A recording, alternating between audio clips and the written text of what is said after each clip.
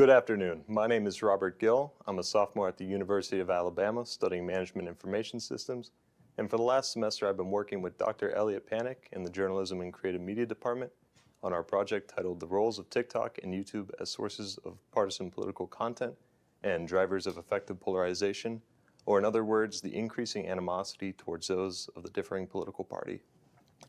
This study aims to highlight the roles or the impacts of online echo chambers as they pertain to platforms such as YouTube, TikTok, television, and podcasts.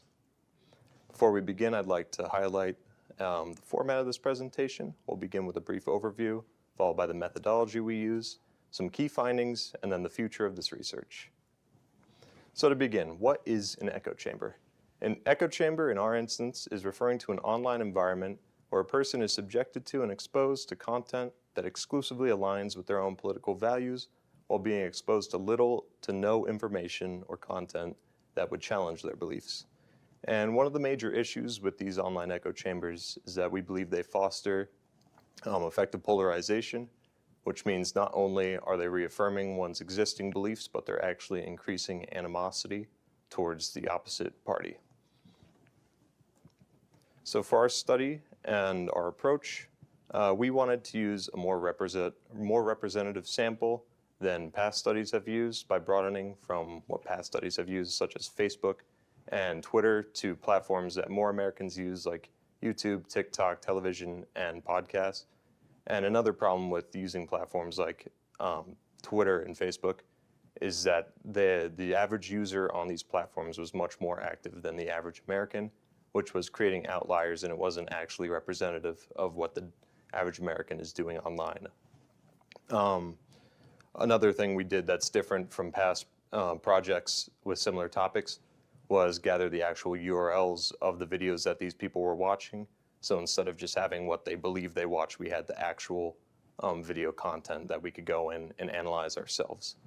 So once we had the URLs of the last 10 YouTube videos, last 10 TikToks, last 10 TV shows, and last 10 podcasts, we then gathered more information like their age, gender, and race.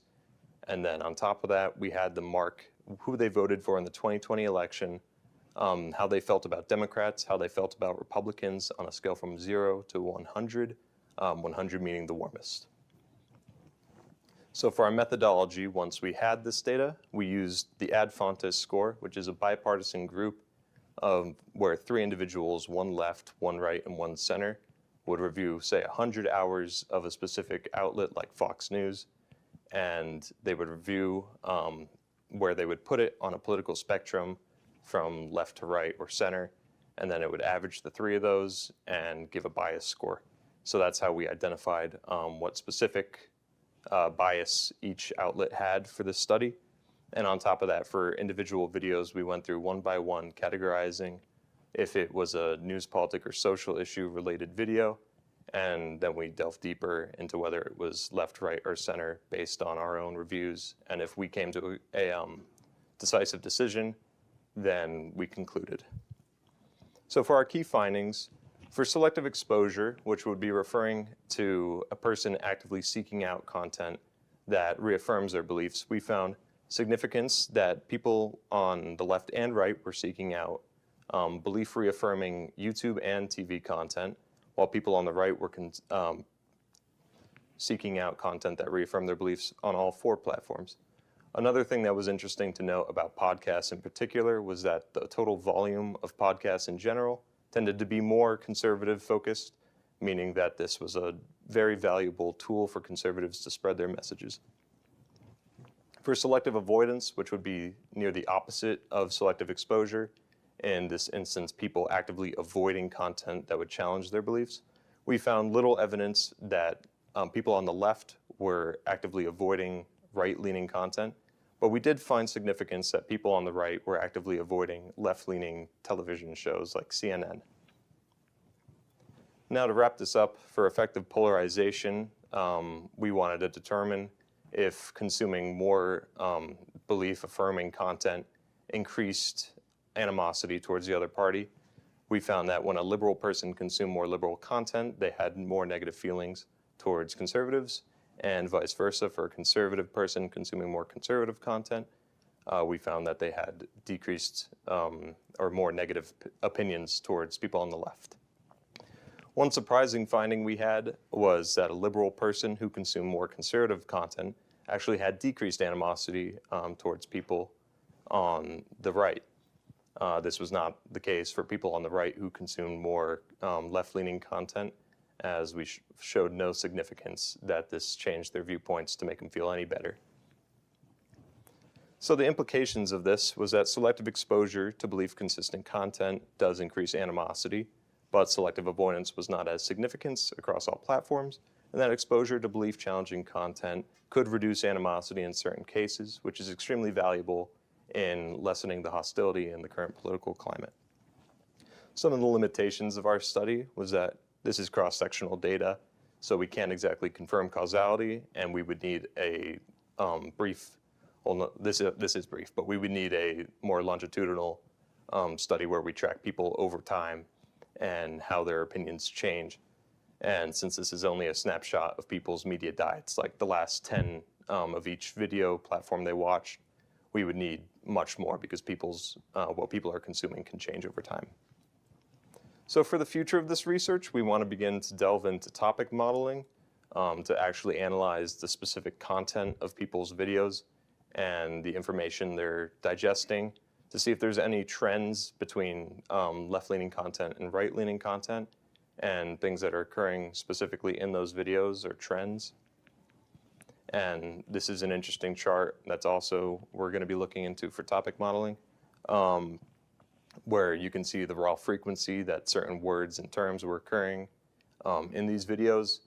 And like something interesting to note is man was obviously occurring a lot in both, but a word like law was occurring almost twice as much in a liberal-leaning video as it was in a right-leaning. And that concludes it. Do we have any questions? So over the past month, there's been a big migration from those on the left from Twitter to like Blue Sky.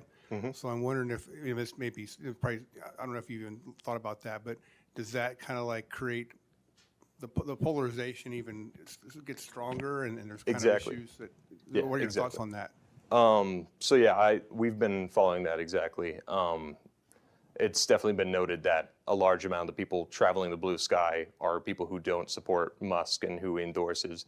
So it's definitely been kind of diversifying and feeding into exactly what we're referring to as an echo chamber by if one party is exclusively moving to this platform.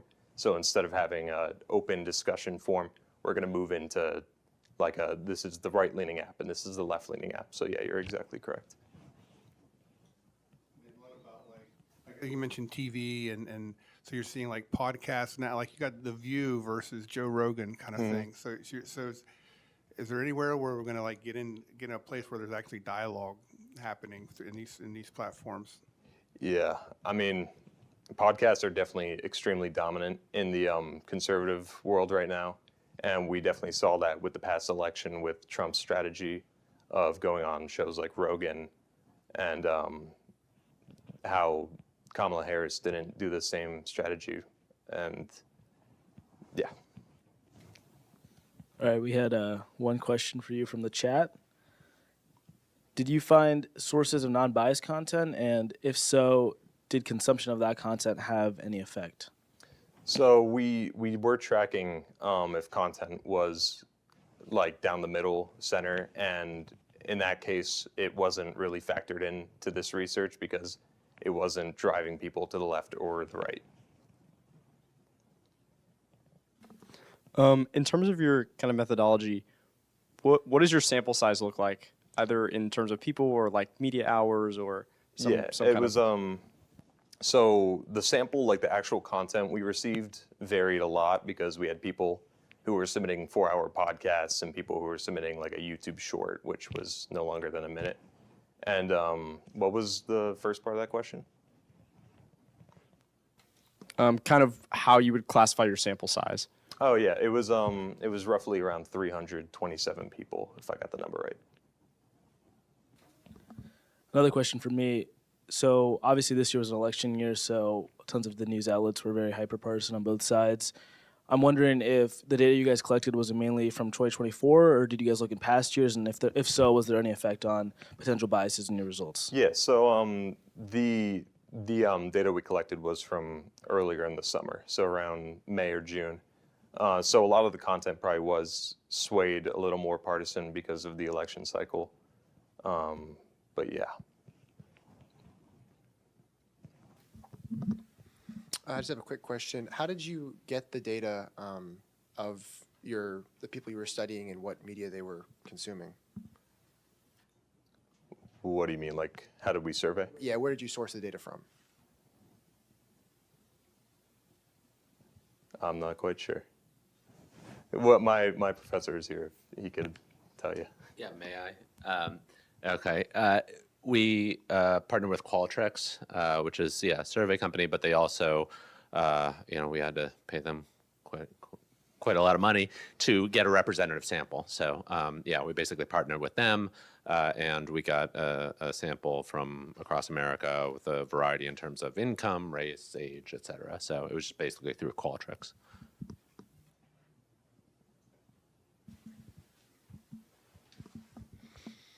Could you touch on a little more the point you made about the conservative podcasts?